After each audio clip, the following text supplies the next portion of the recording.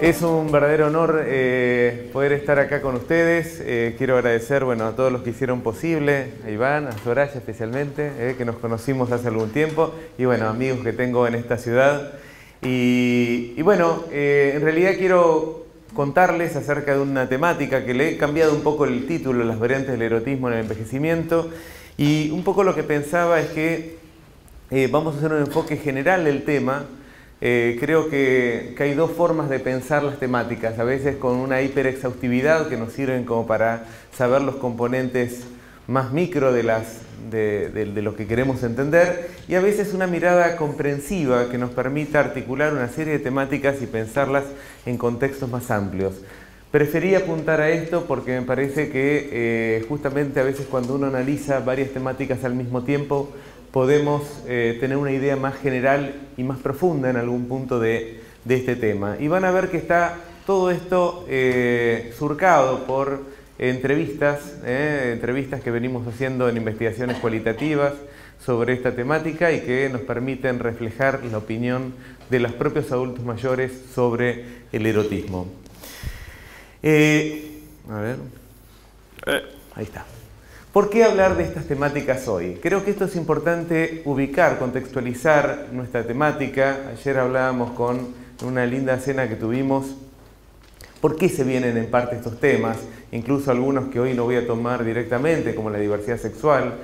En realidad creo que el mundo viene cambiando y que viene cambiando concretamente en relación a los mayores. No solo tenemos el privilegio hoy de poder envejecer, porque creo que tenemos que ubicarlo como un gran privilegio, y creo que Chile, cuando está envejeciendo tanto, está dando muestras de que hubo un cambio muy positivo dentro de este país y por eso está envejeciendo tan aceleradamente en comparación con América Latina. Pero también creo que tenemos otros cambios que tenemos que evidenciar y que tienen que ver con una nueva sociedad, una sociedad más permisiva, una sociedad que incluyó la revolución sexual desde hace ya casi medio siglo, y que en alguna medida esa generación que quizás vio pasar la revolución sexual o la vio de muy joven, empezó a tener una mirada distinta que la de sus propios padres con respecto a la sexualidad. Entonces creo que cuando nosotros introducimos la temática de la sexualidad o el erotismo, que ahora vamos a definir mejor, en realidad estamos hablando de un cambio cultural en el cual las personas mayores ya no son observadores externos de esta realidad, sino que son sujetos que se conciben como parte de una posibilidad de seguir gozando de esta atribución que es el erotismo. Y concretamente lo que nosotros vemos es una tendencia que Meyerowitz describió como Uni-Age en nuestra sociedad, o que ya una psicóloga muy famosa, Berenice Neugarten, de la Universidad de Chicago, había considerado que nuestra sociedad tiene una tendencia que la edad se vuelve irrelevante. Y de hecho, basta con mirarnos a nosotros mismos, a los que somos más grandes, y darnos cuenta que no nos vestimos como nuestros padres, que no tenemos los hábitos de nuestros padres, y que concretamente, no por tener cierta edad, dejamos de hacer cosas que quizás nuestros padres, y especialmente nuestros abuelos, hubiesen dejado de hacerlas. Hoy hablábamos de motoqueros, los motoqueros que estaban desayunando cerca nuestro, y eran toda gente grande, cosa que yo no me imagino ni a mis padres ni a mis abuelos en estas actividades, y creo que es un ejemplo visual, claro, de cómo esta sociedad nos permite pensar que las cosas tienen una continuidad, un registro a lo largo de la vida, que en otros momentos había cortes mucho más institucionalizados, es decir, la sociedad te demarcaba que ya no era edad para eso. Esta noción, que todavía nos suena, ya no estás en edad para, etcétera, etcétera, hoy empieza a resultar discriminadora, crítica, y empezamos a pensar que la vida puede ser más inclusiva. Por otro lado, todo lo que nosotros venimos criticando como edaísmo o viejismo, como fue traducido en Argentina, en realidad tiene que ver con no concebir que una persona tenga obligadamente que dejar cosas que le podían llegar a interesar, o en realidad cuando nosotros pensamos que hay edades para cada cosa, entendemos que esto es parte de una discriminación por edad que en otro momento no hubiese sido entendido así, hubiese sido entendido como que eran edades, ¿no? Y que las edades nos definían, así como en otro momento la sexualidad nos definía. Es decir, hace algún tiempo nosotros pensábamos que la mujer y el varón tenían destinos distintos. Hoy nuestros destinos son casi los mismos. Entonces, ¿por qué? Porque en realidad hubo una ampliación de las libertades y hubo un cambio en la forma de concebir lo que atañe a cada sujeto a lo largo de su ciclo vital. Entonces, todo lo que vamos a hablar de viejismo y empoderamiento de las minorías, que de hecho es mi segunda charla hacia el final, tiene que ver con esta percepción de que el empoderamiento implica no solamente que los viejos tengan, como decía mi compañero hoy cuando veníamos, dignidad, sino que parte de esta dignidad y este derecho es derecho a hacer con la vida lo que uno quiere. Esta ampliación de libertades tiene que ver justamente con que una persona en cualquier momento de la vida tiene el mismo derecho a elegir lo que le gusta sexualmente o lo que le gusta hacer con su vida.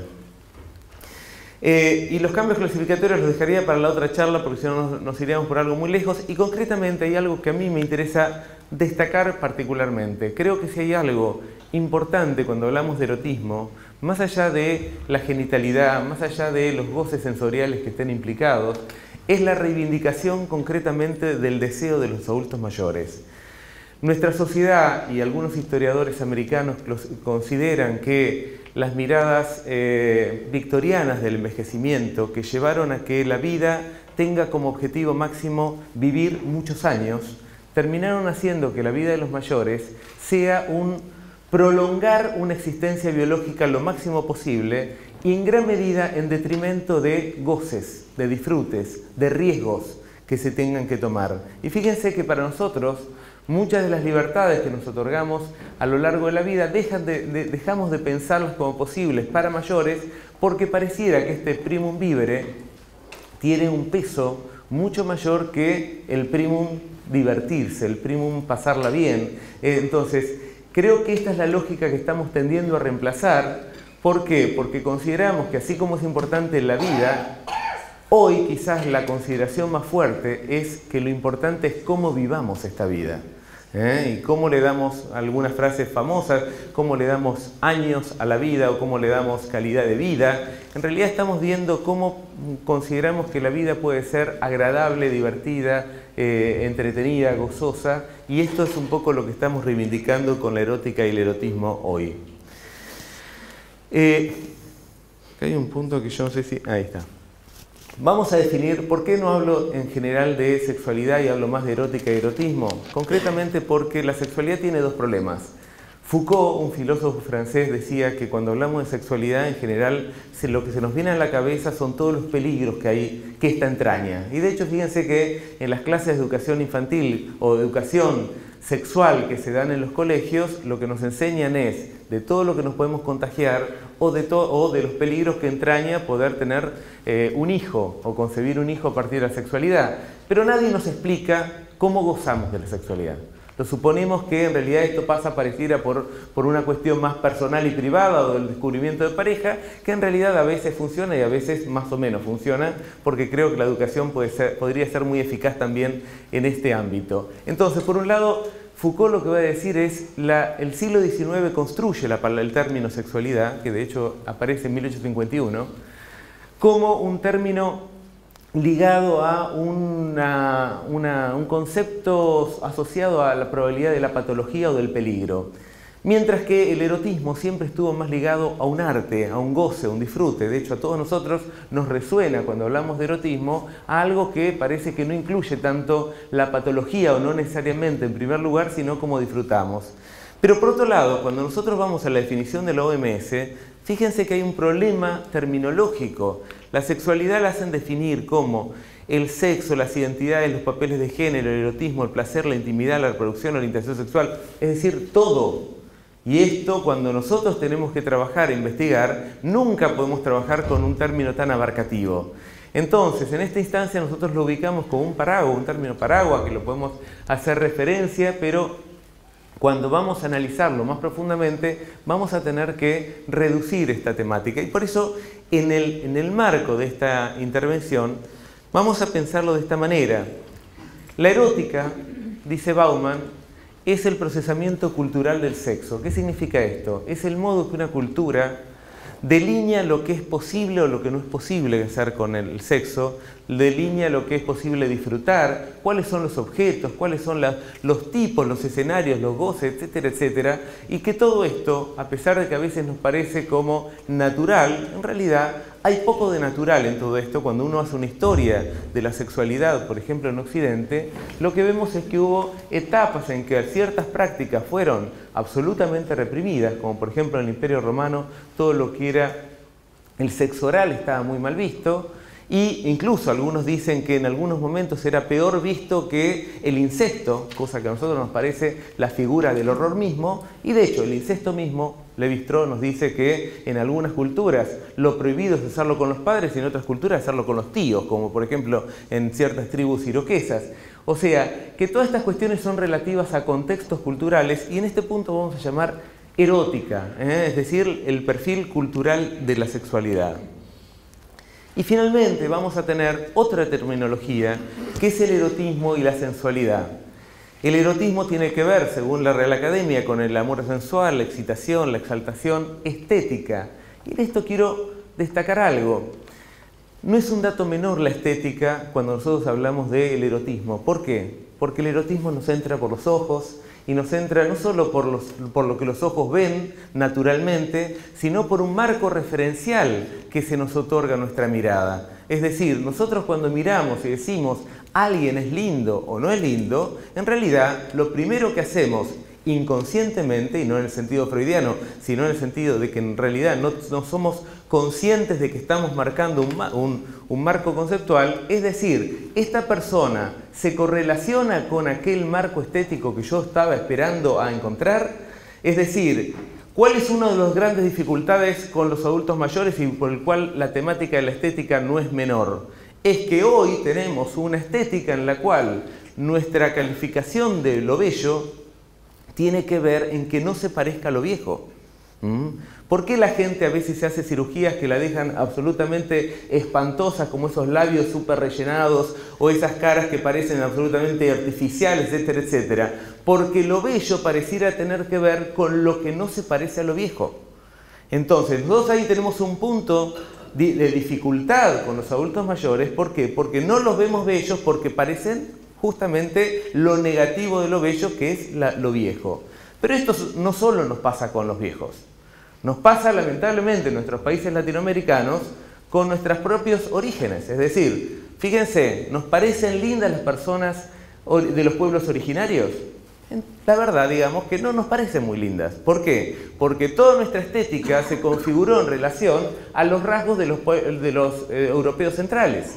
Entonces, muchas veces incluso la gente dice lo lindo es que sea rubia con ojos azules o morocho pero con tez muy clara y con ojos verdes. ¿Por qué? Porque todavía nuestro modelo remite a una lógica europea y una lógica europea incluso casi yo diría americana en este momento, ¿no? Que tenemos que ser cada vez más rubios para poder parecer más lindos. Esto es un marco clasificatorio que tenemos que tenerlo en cuenta porque si no, en realidad nos encontramos con un primer escollo que es la dificultad de ver bella o no bella a la gente, y a partir de la belleza encontrar una alternativa al erotismo.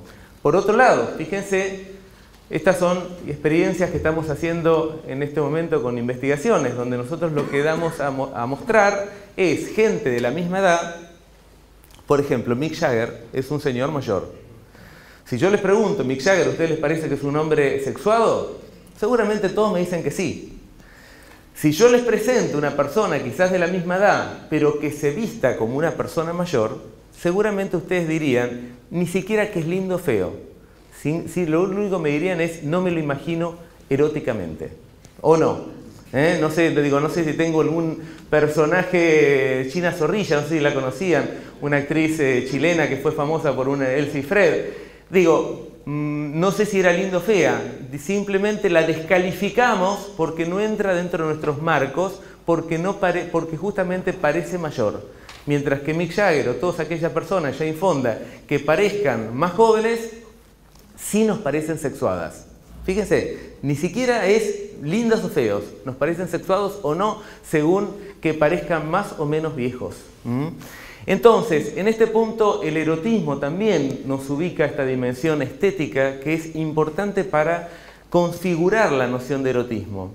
Por otro lado está la dimensión sensual, que tiene que ver con el placer de los sentidos, desde el placer de los sentidos a la excitación sexual. Acá es muy importante marcar, y esto especialmente cuando trabajamos con adultos mayores, que más allá de que la genitalidad sea el camino para lo que podría llegar a ser el punto más alto de la excitación sexual, que es la eyaculación o los modos de goce genital, en realidad a lo largo de la vida estamos marcados por una multiplicidad de goces que se juegan muchas veces concatenadamente y que tienen que ver con los goces de la vista, del oído, del gusto, acá estando con odontólogos, digamos, con el placer táctil, que es una de las grandes formas de placer y que a veces no lo reconocemos, y que en términos generales, por una tendencia que tuvo Occidente a pensar que el objetivo de la sexualidad tenía que ver con la reproducción, llevamos todo a lo genital. Es decir, que el punto central tenía que ver con la genitalidad y perdimos esta imbricación de goces que puede darse a lo largo de toda la vida y que justamente en la vejez a veces tiene características muy peculiares donde esta centralidad deja de estar puesta en lo genital y aparece por otras vías. Entonces, lo que a mí me interesa remarcar es que no solamente tenemos los goces sensoriales y genitales, sino que además tenemos una capacidad que podríamos decir que es quizás la más desarrollada entre nuestras especies por el ser humano, que tiene que ver con la capacidad de darnos goces a través de los relatos. Todo ser humano, incluso en el momento mismo de la eyaculación, tiene que sostener cierto nivel de relato que haga posible que esa eyaculación sea posible. Que ese goce sea posible. Incluso en el momento más biológico, que podríamos decir de la pura excitación, si nosotros nos desconcentramos y se nos pasa por la cabeza alguna otra situación, puede que tengamos la excitación, pero que no tengamos goce. Y esto probablemente sea una experiencia que no hace falta que se las cuente. Ustedes mismos la deben haber vivido en algún momento, ¿no? ¿Por qué? Porque en realidad el relato, la fantasía, como en el sentido más freudiano, yo prefiero llamarlo relato porque me parece que me sirve más de mi propia teoría, desde la cual yo indago estas cuestiones, en realidad es sostén de cualquier tipo de goce. Y sabemos que incluso, la masturbación es una de las formas en las cuales el relato tiene un peso sumamente notorio. Entonces, la capacidad simbólica del ser humano es una de las capacidades más desarrolladas, en donde nosotros podemos hacer que cualquier objeto se vuelva metáfora de ese goce sensorial, incluso sin haberlo. Es decir, sin tocarnos, sin sentirnos, puede llegar a haber un goce sensorial. Un goce a través del erotismo y a través de los relatos. A través del humor, por ejemplo, que esto se ve muchísimo en las personas mayores. A ver.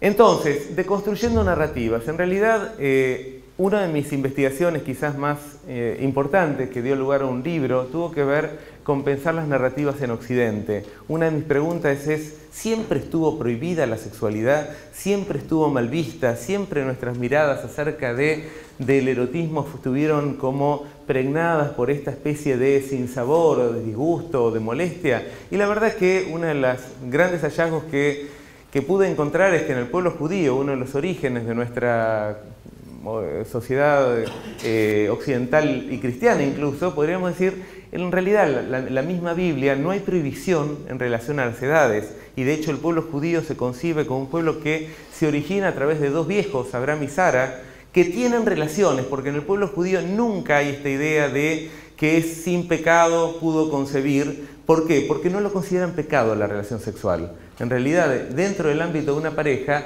nunca es pecado e incluso hay un llamado a tener relaciones sexuales siempre. Las frases, especialmente que se aluden a los textos salomónicos, como el Cantar de los Cantares, que fue muy famoso, qué sé yo, en realidad van a ver que permanentemente hay un siempre goces con tu pareja. y de hecho hay un llamado a que entre el viernes y el sábado se tengan relaciones sexuales. ¿Por qué? Porque esto es casi como un homenaje a lo divino, es decir, el día santo hay que tener relaciones sexuales. Esto no tiene nada que ver con toda nuestra cultura que se arraiga desde lo griego y lo romano, a partir de lo cual nosotros empezamos a encontrar una mirada denostativa, no pecaminosa. Yo no tenía una idea de pecado.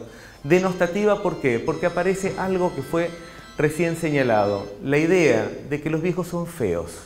Y los griegos y romanos y toda la literatura clásica lo van a decir con todas las palabras que ustedes se imaginen y cosas que nosotros no nos animaríamos, pero pensamos que en realidad ellos lo que decían no es que los varones y mujeres concretamente tengan o les falte deseo, sino que el problema es que nadie va a querer estar con ellos. Entonces el drama griego concretamente es qué va a pasar cuando ya sea viejo y no me tiran rosas a las puertas. Esto es una frase más bien romana, donde parece que una de las señales del deseo era que le tiren rosas a las puertas a las mujeres, pero que en realidad aparece incluso dentro de nuestra comunidad actual. Incluso hay muchos tangos que vas a ver cuando seas viejo y que ya nadie te desee, etcétera, etcétera. Estas son frases propias de griegos y romanos y que se fueron manteniendo de maneras variables a lo largo de la historia. Y remarco lo variable del pueblo judío frente al pueblo griego y remarco la cuestión de lo variable a lo largo de la historia. ¿Por qué? Porque no estamos hablando de un dato específicamente genético, estamos hablando de una cultura que le da formas a los goces, y esto es muy importante que lo tengamos en cuenta en una sociedad que está envejeciendo y donde justamente el derecho a gozar no puede ser quitado a un sujeto por una disposición social que en realidad entienda que no sería agradable, bello, pecaminoso, etcétera, etcétera, y toda una serie de atributos que fuimos construyendo a lo largo de la sociedad occidental y que en realidad lo que hoy vemos es que, por el contrario, pareciera ser que el goce sexual es algo bastante saludable a las personas mayores. Concretamente, para no ir en argumentaciones que nos extiendan, pero podría decir, el cristianismo consideró que la sexualidad en la vejez era altamente pecaminosa. ¿Por qué? Porque ya no se podían tener hijos. El siglo XIX, con toda una mirada medicalizada, pensaba que el sexo en la vejez se volvía perverso. Es decir, hubo argumentaciones muy variables, muy distintas, y concretamente lo que nosotros podemos ver es que a partir del siglo XX, con todo lo que podríamos llamar como revolución sexual,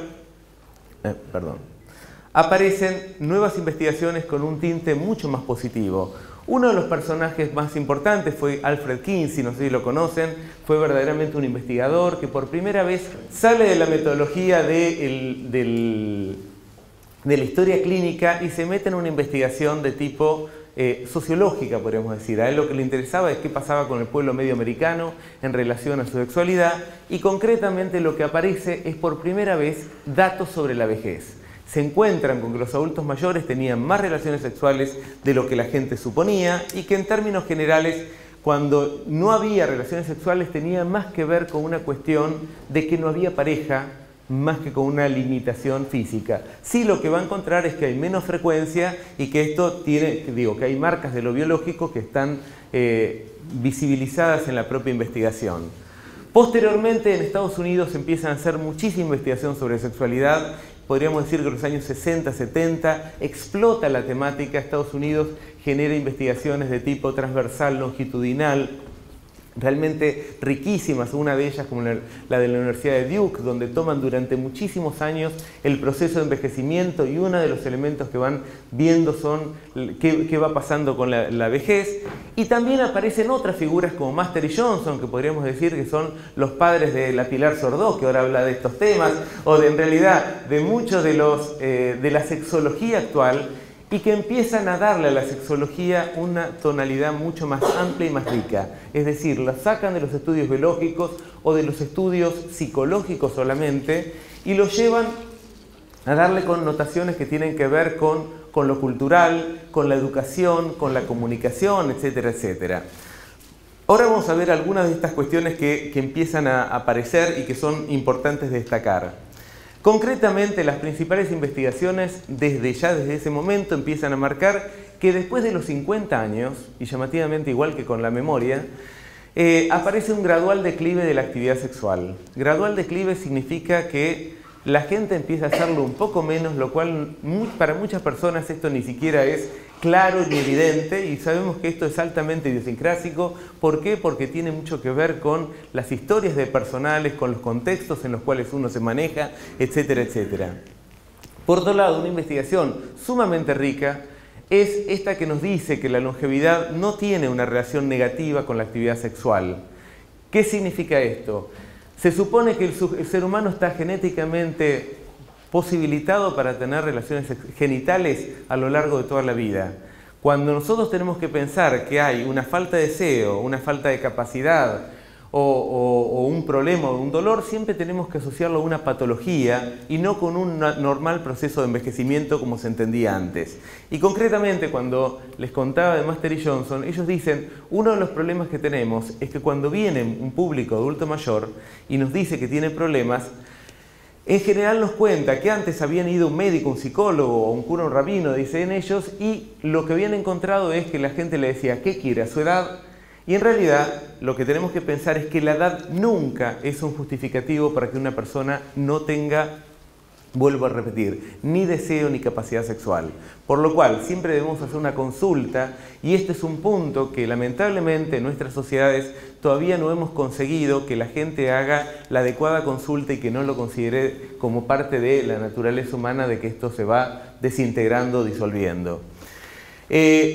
Lo que vemos en las investigaciones más actuales es que la sexualidad sigue jugando un importante rol en la calidad de vida, en las identidades, en las identidades de género y en las relaciones de pareja. ¿Qué significa esto? Que las relaciones de pareja cambian notoriamente, no porque si no hay relaciones sexuales la cosa no funcione, es decir, que no haya una buena relación, sino que lo que la gente dice es que la intimidad, la posibilidad de que siga habiendo un recurso a la intimidad y que no se conviertan en los padres, los abuelos de... Vieron que muchas veces la pareja empieza a calificarse como vos sos la abuela o el abuelo, y ellos mismos se empiezan a calificar desde esta lógica que los desexualiza. En realidad termina incidiendo en que la relación de pareja se vuelva como de hermanos, y esto termina perdiendo cierta entidad de lo que podría darle cierta vitalidad a la pareja. El envejecimiento, dice Master y Johnson, puede lentecer la respuesta sexual humana, pero no termina con ella, y esto metamos en la cabeza de que cuando algo se terminó es por razones diferentes que tenemos que analizar y consultar.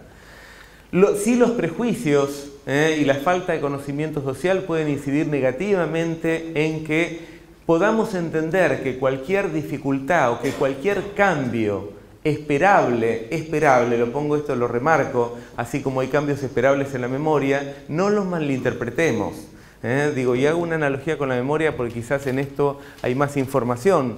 Si yo pienso que ante cualquier olvido esto es un índice de un Alzheimer, probablemente esté malinterpretando mi información. Sí.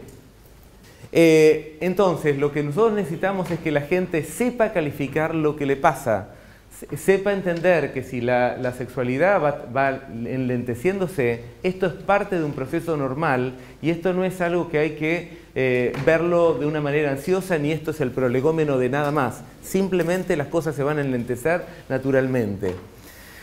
Las enfermedades, discapacidades, cirugías, alcohol, tabaco pueden disminuir el deseo sensual y la capacidad genital. Acá yo remarco algo, y especialmente porque estamos en un ambiente ligado a la salud, que todavía tenemos una gran dificultad, ya también señalada por Master y Johnson, que tiene que ver con cuánto nosotros preguntamos acerca de lo que pasa con sexualidad. Cuánto le preguntamos a nuestros pacientes, cuánto le preguntamos los psicólogos, los trabajadores sociales, los médicos, cuánto indagan el efecto que puede tener iatrogénico de muchos medicamentos sobre la sexualidad.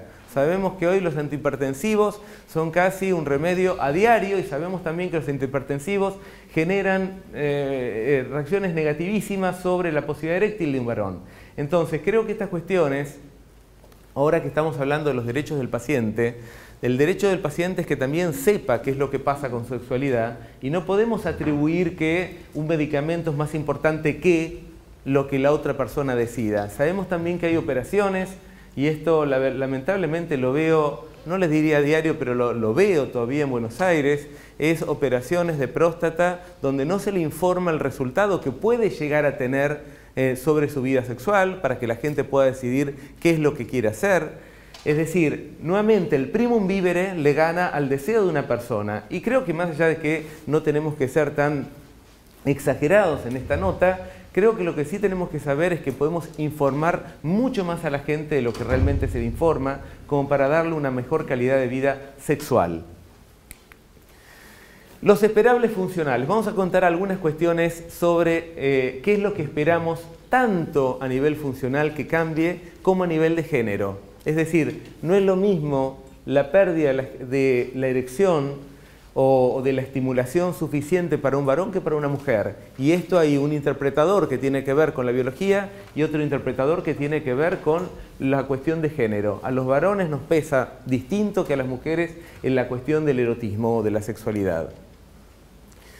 En los varones lo que vamos a ver es que el periodo refractario, es decir, entre una relación y otra, se va a enlentecer y la erección, todo el proceso, no solo de la erección, sino de toda la relación sexual, va a estar lentificado.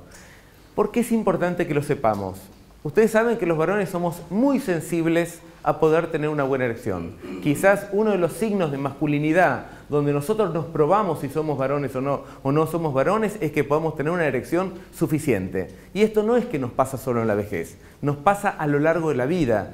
La primera relación sexual masculina, en términos generales, puede llegar a ser hasta traumática. ¿Por qué? Porque nos enfrentamos a si somos realmente varones. Es como si metimos el gol o no metimos el gol. En realidad, las asociaciones entre el fútbol y la sexualidad son absolutamente claves para la constitución de la masculinidad. Y lo digo muy seriamente esto, porque digo, las metáforas de la sexualidad y el fútbol son muy cercanas. Puede haber menor firmeza, lo cual esto a veces puede ser una dificultad cierta y a veces puede ser una dificultad que en los varones las vivamos con un particular terror. Hay un investigador que se llama Williams que dice que los varones tendemos a generar como una especie de control externo que nos mira y nos califica. Entonces, si andamos bien y podemos tener una buena elección, nos dice Messi, nos dice campeón, y si andamos mal, nos dice Messi, pero cuando ¿se acuerdan ese penal que se le fue para cualquier lado? Bueno, no, podemos tener cualquiera de las dos reacciones. La menor firmeza y la erección pueden aparecer más rápidamente. Estos elementos yo los trabajo muy concretamente con los adultos mayores. ¿Por qué? Porque en realidad, después de los 75 años, la erección se puede perder mucho más habitualmente en el medio de una relación que andaba bien. En términos generales, si nosotros además no tenemos una conciencia clara, puede que esto nos avergüence mucho y que haya una retracción muy fuerte de nuestro propio deseo. ¿Por qué? Por sentir que no podemos cumplir frente a una mujer o no podemos ser lo suficientemente varones, y estas son cuestiones que pueden volverse traumáticas. Creo que hoy, de hecho, hay una ingesta a veces exagerada del sildenafil o el Viagra, como se le suele llamar, que no está mal. De hecho, ustedes saben, y esto remarco, no hay ninguna investigación científica que haya demostrado que nadie haya muerto por tomar sildenafil y que fue más bien un rumor lo que se generó. Pero digo, más allá de esto, creo que hay una sensación exagerada de que en realidad tenemos que estar hipercontrolados de que no nos falle la firmeza. ¿Por qué? Porque nuestro sujeto occidental no tiene demasiados recursos frente a esto.